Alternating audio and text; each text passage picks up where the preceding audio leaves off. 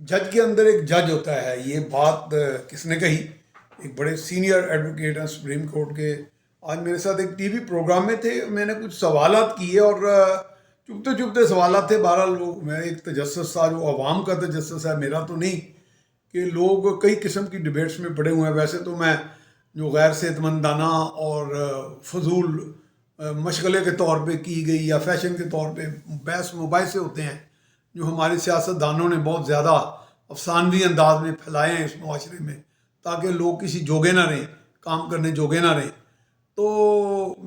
اس حوالے سے وہ بحث کو چھوڑ کے ایک بحث تو بڑی جائز ہے. لوگ سمجھتے ہیں کہ جی یہ عام طور پہ ہوتا ہے کہ اتنے اتنے بڑے دہشت گرد، اتنے اتنے بڑے سنگین جرائم کا ارتکاب کرنے والے مجرم جو ہیں، کئی انہوں نے قتل کیے ہوتے ہیں اور شوقی اور چودراہٹ میں اور اس طرح کے معاملات انہوں نے کیے ہوتے ہیں، اور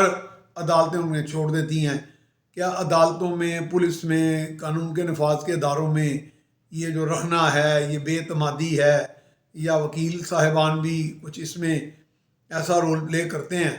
کہ بڑی آسانی سے ایک بہت بڑا مجرم جو ہے، بہت بڑا دہشت گرد آسانی سے چھوٹ جاتا ہے، جبکہ دنیا بھر میں ہیرڈز ہو، یو کے کا وہاں واقعات ہوئے دہشت گردی کے، آج تک نہیں وہ لوگ چھوٹے. عدالتیں اتنا اعتماد کرتی ہیں قانون کے نفاذ کے اداروں پہ کہ یہ جو پکڑے گئے ہیں جرائم پیشہ لوگ، یہ یقیناً مجرم ہوں گے. تو اسی طرح جو ٹرمپ نے جن کو اکسایا تھا ہنگاموں پہ، اور انہوں نے وہاں پہ وائلنس کی تھی، تشدد کیا تھا، وہ لوگ بھی آج تک نہیں چھوٹے. ہمارے ہاں ایسے کئی لوگ جنہوں نے بڑے بڑے سنگین نوعیت کے جرائم کیے ہیں، وہ چھوٹ جاتے ہیں. یا تو عدالتوں کا سسٹم غلط ہے، یا پھر تفتیش غلط ہے. لیکن میں نے یہی سوال ایک بہت بڑے قانون دان کو آج ایک ٹی وی پروگرام کے دوران کیا تھا، وہاں پہ میں میزبانی کر رہا تھا، کہ جی جج اتنے بے بس ہوتے ہیں کہ جو پروزیکیوشن کہہ دیتی ہے کہ جو استغاثہ، جو ریاست کے جو نمائندے ہوتے ہیں جو کیس پیش کرتے ہیں، یعنی ملزم کے خلاف، جو جب تک وہ مجرم ثابت نہیں ہوتا، کہ ان کے جو شواہد ہوتے ہیں یا تفتیش میں نقائص ہوتے ہیں، تو اکثر جج کہہ دیتے ہیں جی تفتیش کا نظام ناقص ہے، پروزیکیوشن غلط ہے. تو میں نے انہیں کہا جی میں تو برملا کئی پروگرام میں کہہ چکا ہوں کہ جج is not a prosecutor and prosecutor is not a جج. سو لائک وائز نہ انویسٹیگیٹر جج ہوتا ہے، کہ جج کے پاس تو اتنے اختیارات ہوتے ہیں کہ دفعہ ترمیم کر سکتا ہے کہ ایک تفتیشی افسر یا اس کے بعد پروزیکیوٹر جو ہے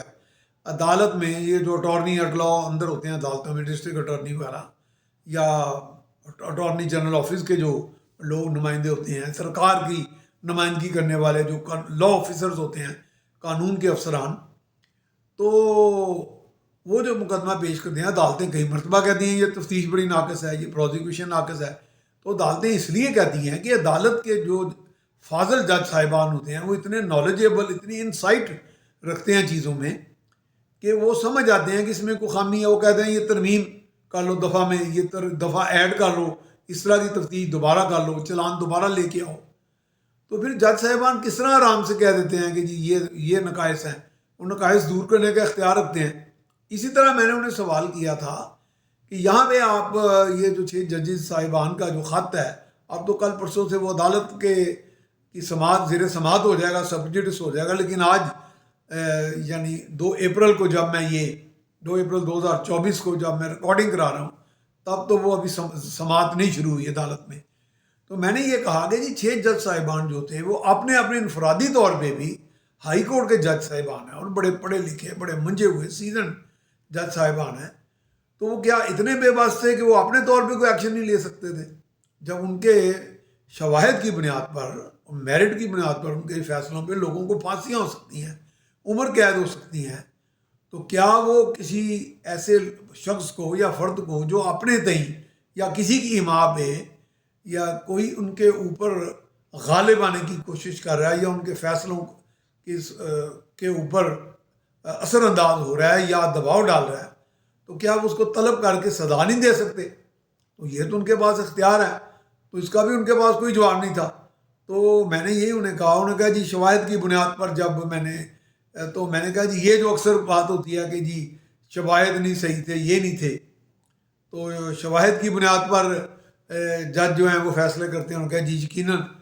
تو میں نے کہا جی پھر جج اتنے بے بس ہیں کہ ایک انسپیکٹر پولیس کا کھڑا ہو کے یا سب انسپیکٹر تفتیشی ایک کیس بنا دے کہ بندے کو بری کرنے کا، تو جج اس کو بری کر دے گا. تو پھر جج صاحبان، عدالتوں کا، وکالتوں کا یہ نظام کیا مقصد رکھتا ہے؟ باہر کے ممالک میں تو یہ چیز نہیں دیکھنے کو ملتی. تو پھر انہوں نے کہا کہ نہیں، باہر کے ممالک میں یہ ہے کہ جج کے اندر ایک جج ہوتا ہے. جج جو پہنچ جاتا ہے کسی نہ کسی نتیجے پہ، تو یہ ایک وہاں پہ انڈر لائن ایک ڈکٹم ہے. یعنی یہ اصول جو ہے، یہ وہاں کے سسٹم کو، باہر کے ممالک کے کامیاب عدالتی وکالتی نظام کو، جو عوام کو فائدہ دیتا ہے، دہشت گردوں کو، جرائم پیشہ افراد کو فائدہ نہیں دیتا، یہ پرنسپل وہاں کے عدالتی وکالتی نظام کو چلاتا ہے. اور دوسرا وہ کہہ رہے تھے زیادہ زور یہ ہوتا ہے اس بات پہ کہ سرکمسٹانشل ایویڈنس سے ہوتا ہے، کہ جو بات کا ضروری نہیں ہوتا کہ ہر چیز کا عینی گواہ ہو. جس نے موقع پہ کوئی واردات ہوتے دیکھی ہو، تو سرکمسٹانشل ایویڈنس بھی کے بیس پہ بھی اتنا پختہ وہاں پہ نظام اب ہو چکا ہے، یو کے میں، یورپ میں، امریکہ میں، کہ اس کی بیس پہ بھی جرائم پیشہ لوگ کم ہی چھوٹتے ہیں. ہمارے ہاں بلکہ یہ تصور تھا کہ میں نے اپنے طور پہ اسٹڈی کرنے کے بعد ایک پروگرام میں کیا دیا تھا کہ 10% لوگوں کو سزائیں ہوتی ہیں. اور جب لوگوں سے مراد میری ہے کہ جرائم کا ارتکاب کرنے والے جرائم پیشہ لوگوں کو. لیکن مجھے ایک اور بڑے وکیل تھے جو کافی امپورٹنٹ پوزیشن میں رہے تھے، نامور، انہوں نے کہا تھا کہ 8% ہے. تو یہ ساری صورتحال میں گوشے گزار کرنی تھی، لیکن اس کا لبے لبا دیا ہے کہ جج کے اندر بھی ایک جج ہوتا ہے.